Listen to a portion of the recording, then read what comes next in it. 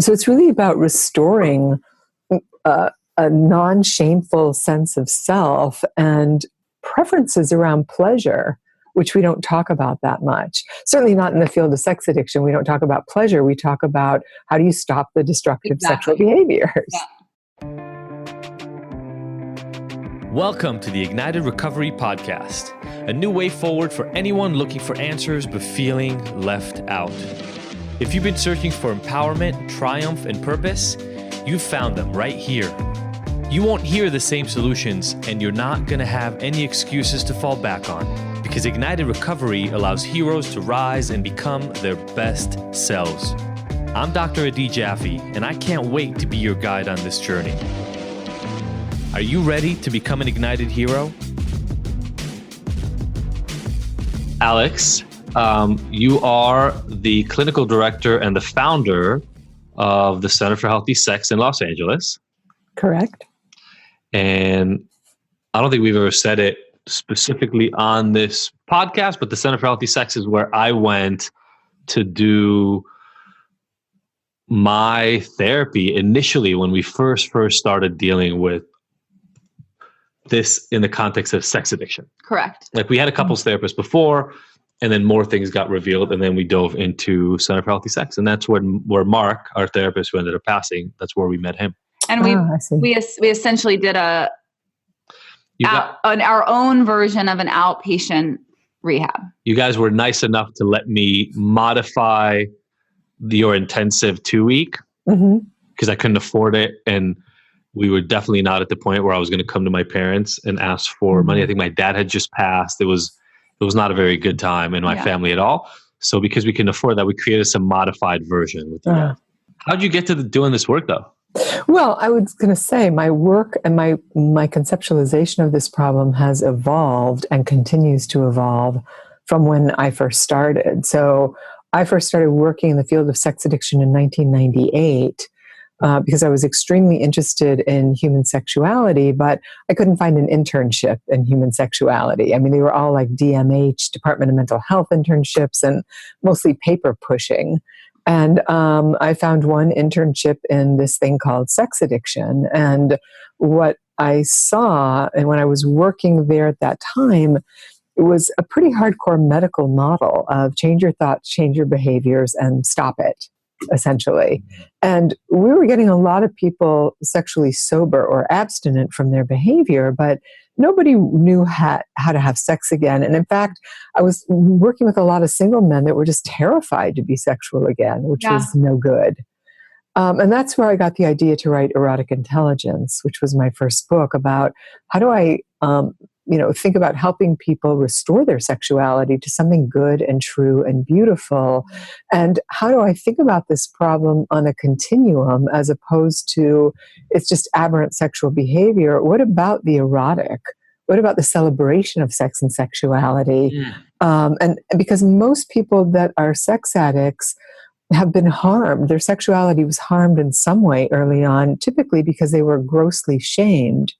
And then the sex addiction itself is traumatizing and sort of self-abusive, I would say. Yeah. So it's really about restoring a non-shameful sense of self and preferences around pleasure, which we don't talk about that much. Certainly not in the field of sex addiction. We don't talk about pleasure. We talk about how do you stop the destructive sexual behaviors. Yeah. Totally. And I think this is why I find people who work in sex addiction and people who work in food addictions are the two groups of people who really understand my concepts around stop focusing on quitting the substance or the drug, right? Alcohol, whatever it is you're struggling with, as the way to get help. That's fine. It'll stop the symptoms for a while, but it doesn't get to the root cause of what it is that's happening. And definitely, we talked about this a little bit, but I want to expand about it as we talk about it here. In the context of sex addiction, certainly the attitude for most people is that sex addicts are pedophiles and rapists. Right. And that creates... As opposed to they're your doctor, your neighbor, your best friend, your brother-in-law, your partner, or the guy sitting next to you in the movie theater. Yeah. Just people. Absolutely. And because of that stigma, because of the deep, I think the easiest way to say it is just misunderstanding about who these people are. I see sex addiction as one of the most taboo areas of addiction still to this day. So nobody really wants to talk about it because you're afraid you're going to get lumped in with pedophiles and rapists. And by the way, pedophilia and sexual assault have a whole long list of things that we can talk about where there's probably some destigmatization there to do anyway. Of course, yeah. But I know for me, a lot of the people I met, it was around porn, infidelity, and both sexual binging and sexual anorexia. Right. And I love it, and I'd love for you to expand on it. I don't know that a lot of people, when they come in to talk about, hey, there's a sex addiction going on, anybody says to them, well, what turns you on? No. No, that's hardly ever the question. It's almost like you're not allowed to be turned on. I think to some extent I still deal with, we've talked about this before, Soph, but I still deal with things that used to turn me on that I'm not comfortable really bringing up either in our relationship or even in conversation because they're so connected to the trauma I put Sophie through. Right. Or like an old version of who you were. Yeah. Yeah. Both. Right. I mean, that's, I think, a problem for people. I, talked to one of my groups once about using my workbook, Sexual Reflections, which asked the question about what about your sexual acting out did you like? What were the activities that really turn you on? And he said, you know what, I'm not going down that road because my wife is never going to engage in those things with me. And my marriage is more important than that thing. That thing happened to be group sex. So you can see where, all right, well, that's a negotiation. And if you're choosing to be in a relationship with someone who doesn't want to do that, then you give it up. It's like if I said, I have to give up chocolate ice cream the rest of my life, I'm not going to die. I'm not going to be that deprived. I might miss it, but I can get over it if my partner breaks out in hives every time I eat it. Yeah. Right? So I'm just not going to do it. Don't you find, Soph, I want you to chime in on this too, because don't you find sometimes, Sophie and I are pretty big envelope pushers. Mm-hmm. So we like pushing boundaries. But don't you find oftentimes that even when he's having this client of yours is having that discussion, part of the reason there's so much pushback and fear from the partner is because of the obfuscation or the denial of those impulses and desires early in the relationship. Like it was never talked about. Sophie and I talk about radical transparency a lot. Right. It was never transparently talked about. And now bringing it up is essentially re-traumatizing the partner because it brings up the pain from the past. That's correct. And also for this person case, he would say that he didn't want to do it because it was incredibly dissociative for him and reenacted some other trauma from him historically. And he felt like, you know what, I've had a lot of wide and varied sex in my life. I don't need to do that. What's more important for me is this deep connection with my partner, which is something I'm new at. And that's actually the novelty now. Yeah. Love it. Love it. Because Sophie, you and I, over the last, I guess now 9 years or something, have gone through waves of exploring our sexuality and what we want. Right. And it's not always easy. It's not always comfortable because there are these things we've been through that cause stickiness, pain and stickiness. Mm-hmm. Right. Yeah. I mean, I think it's a constant tapping into, are we not exploring this area of ourselves, our intimacy, our sexuality, because we don't want to be triggered, because of a place we don't want to look at? Like for me personally, I don't want there to be any areas of my life where there's like a cobwebby corner that I refuse to walk into because it's icky and gross and dirty. Like I don't want there to be, like, just because I haven't been over there in a while, like that isn't reason enough to not go over there. If anything, it's more reason to want to go clean it out. Of course. Make it right, open the window, do some stripping, spray some, Palo Santo spray, like whatever. Right. Let's clear it out and decide together, well, maybe we just don't like that activity or we don't want to do that sexual thing because we both are aligned in that it doesn't feel good or a turn on. That's totally different than I'm going to shy away from any new, fun, things together that could possibly trigger us or bring us to a scary place. Like, I don't ever want to live my life from a place of fear Right. of what was, because we're not those people anymore. And That's right. Sure. You know, I don't think of a DM. Yeah, go ahead. Well, I think that's about having an adult sexuality, about willing to take oneself on and tolerate anxiety to see what's there. You might say, well, let's try this thing, and you try it and you end up thinking it's the funniest, most ridiculous thing you ever did. And it's like, okay, well, we can mark that off the list. That was really dumb.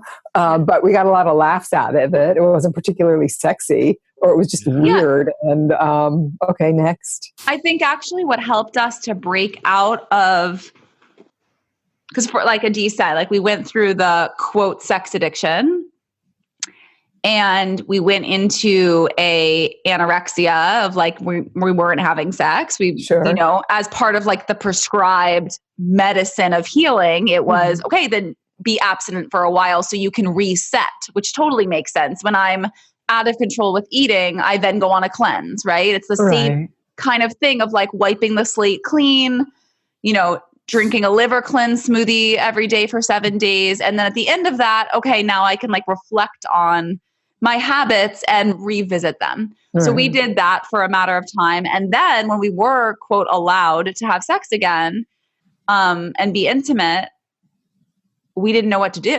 We didn't know where to start. We didn't know, you know, I had just had my first child who's now 9, and I didn't even know like how to behave with him, and he didn't with me. And there were all these, you know, wounds, and you know, there's no one in the bedroom with us, and there's no one really, you know, Mark did the best he could, and he held our hand and would help us, you know, start with holding hands and move from there. But then, you know, if it were up to us and it wasn't our homework, we would just keep it safe, play it safe. Right. And then after some time of playing it safe, we realized that's not what we wanted. And what actually felt safe to us was, okay, what if we try new things together that neither of us have ever done before? And that felt fun because then we got to explore together in a new way, and it didn't feel triggering because it wasn't something that he had done with his past partners, which was then triggering. Right. It was just something for us, and that helped our relationship grow. And I think that was a big turning point for us, was like, what can we create just for us that neither of us have ever gone through before? And that created a new intimacy and a new playfulness and a new fun, because we were making up the rules. It wasn't based off like past experiences. Yeah. Hey everybody, it's Adi again, and I want to share with you something that I believe is one of the most useful free tools I've ever created for my clients and for you. It's our free, personalized My Drinking Score report. Look, you already know that at Ignited, we don't care much for labels, and we don't believe in any of those once a blah, blah, blah, always a blah, blah, blah slogan. But if you are questioning your specific relationship with alcohol, you may be trying to figure out how to understand what you need to do and whether you're moving in the right direction. Well, then this completely free tool is for you and will give you the answers you're looking for. All you're gonna do is you're gonna take a 5-minute quiz answering simple questions that you know the answers to. And then like magic, our system is gonna spit out a custom report so that you can find out more about your relationship with alcohol and actually get guidance and help to some of the changes that you can individually make. I created this tool to give you a customized, personalized virtual resource that you can take at any time, and that makes it easy to get the exact recommendations and steps that you need to help eliminate your struggles. Anybody can take it, and did I mention that it's completely 100% free? Well, it is. So stop running around in circles trying to figure out why you're having a hard time getting sober, and get real solutions and guidance to help transform your life and get ignited forever. Just pause this audio right now and go to ignited.com/go. Again, that's ignited.com/go, and take our 5-minute quiz right now. Find out what your drinking score is and then share it and tag us on Instagram or Facebook, because remember, fuck shame. Together, we get to move forward and get better every day. Well, I can see where that would have been really healing for you, because most partners talk about feeling like they're being compared to an affair partner or a sex worker. And, did you do that with her? And what was she like? And I don't want to do anything with you if you did it with her, as opposed to, oh, what can we do new together that's ours? I really like that idea. And from there, then it was now, almost a decade later, with lots of work and lots of what's the therapy where you keep introducing the spider, exposure therapy. Yeah. I keep saying, I feel like I forced exposure therapy over and over again on myself, right. Kind of like a psycho, but also just to erase the intensity that I felt when I thought of certain things or certain people. Sure. I kept wanting to talk about it with a D. And honestly, I swear it helped to just continuously talk. And what else about her? And what, right. And what else, I really wanted to know, because I love this person and I wanted to understand the inner workings of what made him tick, what turned him on, what made him feel, like he wanted to behave in certain ways. And then how can we bring a certain energy that we can create that's new together? And so after we created the newness and we had the safety and we were creating new memories together, then I actually did feel safe enough to be like, well, what did you like most with your partners? What did you love to do? And it had been so many years of the trust being built and the fun we were having together that I felt safe enough to want to go into that world, because again, that's also a corner that you're not looking at. And for me, yes, it is safe to not go back there if it's too much. You can not have the chocolate ice cream, sure. But also chocolate ice cream is yummy. Mm-hmm. And can I ask you a question that I can't ever really ask partners? So was there any part of Adi's stories about acting out that turned you on? I think so, but I think also it was more of just a curiosity. Okay. Because I have a very different sexual history where I was with the same partner for 5 years and then I met Adi. Uh-huh. Whereas he had several sexual partners, and that was fascinating to me and also terrifying. I see. He's okay. 8 years older than I am, a lot more life history, was in an environment where he was a drug addict and a drug dealer. So he was around strippers, just a different, to me, it was world. A different universe. I call it the old D, but it was also a part of him. And so there's a part to me that of course is we could call it turned on or just very curious. Yeah. Okay, alive. But that's different. Curiosity is different than sometimes partners upon discovery become hypersexual. Some of that's out of fear. Some of it's if I have sex with him, then he won't leave me. But I often wonder, and this is really an irreverent question, if part of, when we hear stories about, sex that's sordid or, in the dark or something like that, it can be arousing. Sure. But it's hard for partners to say, wow, that's really a turn on because I'm so angry at you because you've been lying it to me for 10 years. First of all, I love the question. Secondly, do you feel sometimes again, because talking about sex in any way, honestly, other than the pretty typical kind of puritanical, sex with not no pleasure, but some minimal amount of pleasure for the purpose of procreation is kind of what we look at as our standard, especially in the US, right? That there would be an element. I always wonder for you, Sophie, if this actually exists and it's part of the underlying thing because of what you've gone through in your own life, where it's actually hard to know what turns you on. Mm-hmm. How do I say this? Sophie and I talk about this all the time. I'd love we're doing a mini session with Alex. Here you go. Yeah.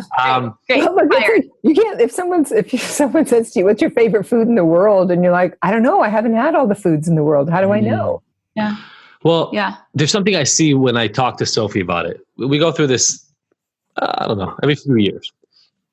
I grew up on porn. Like most men today. Yeah. Right.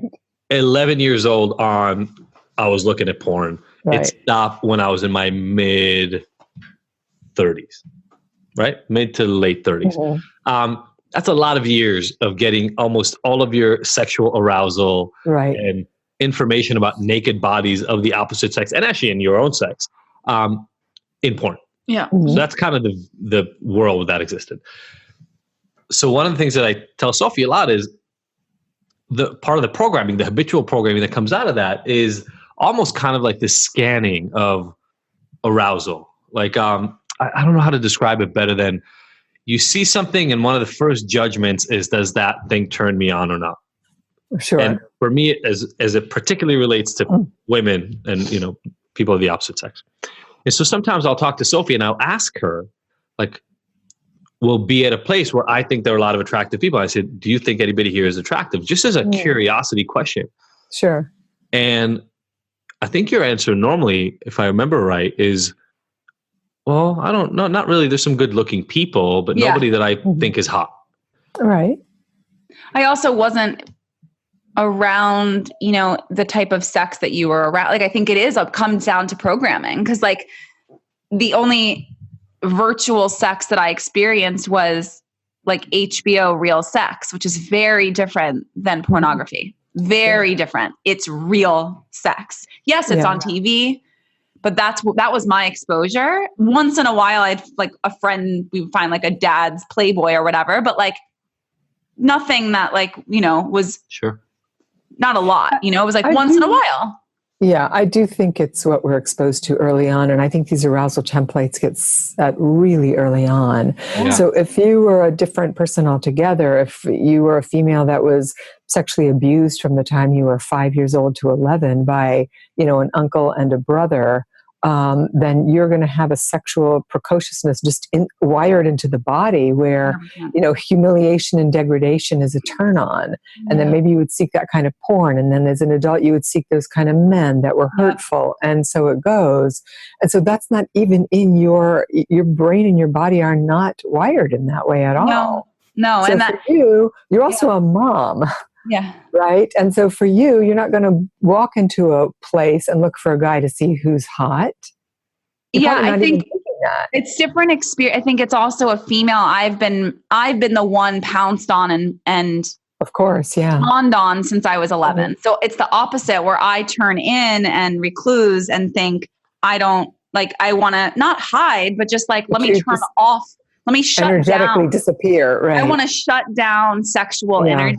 I'm not going to elicit it because that is the opposite of what I want to attract. Yeah. Sure. Yeah. Whereas you're the opposite, where you are the pouncer. You're the man. You're the dominant. You're the. I mean, a very passive pouncing, given the fact that for 20 years it was like from porn, but yes, like psychologically. Psychologically, not literally. You weren't pouncing people. I'm saying there are people who have. Yeah. But some of that is also, biologically encoded, what you're talking about now. And we're talking about strict gender differences in strictly heterosexual people on those ends of the continuum. Yeah. I think that what you're calling pouncing is a biological directive. For sure.